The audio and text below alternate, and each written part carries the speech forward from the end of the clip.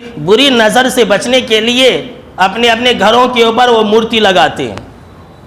अच्छा, बहुत सारे ऐसे लोग भी हैं जो बुरी नज़र से बचने के लिए अपने अपने बच्चों को काला टिपका भी लगाते हैं। बहुत सारे ऐसे लोग हैं जो बुरी नज़र से बचने के लिए अपने गाड़ी के सामने में छोटे बच्चे का जूती लगाते हैं। बहुत सारे ऐसे लोग हैं जो पाँव में काला धागा भी बांधते हैं, काली तांत भी बांधते हैं, चमड़े की जो तांत होती है वो भी लगाते हैं। अच्छा देखिए, ज़रा सोचिए कि एक इंसान है 10 लाख की 20 लाख की गाड़ी खरीदता है और बुरी नज़र से बचने के लिए एक जूती लगाता है।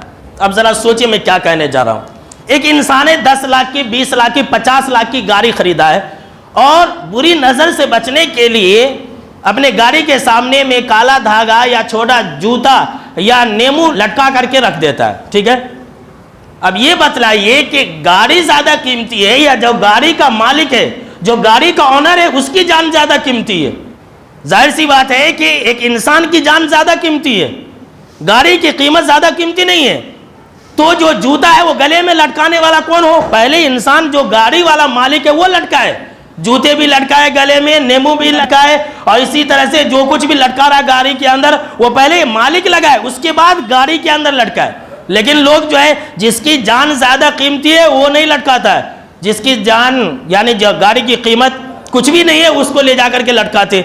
देख लीजिए, दरअसल क्या है, ये शैतान का धोखा है। होता जाता कुछ नहीं है, उसके लटकाने से कुछ भी नहीं होता है।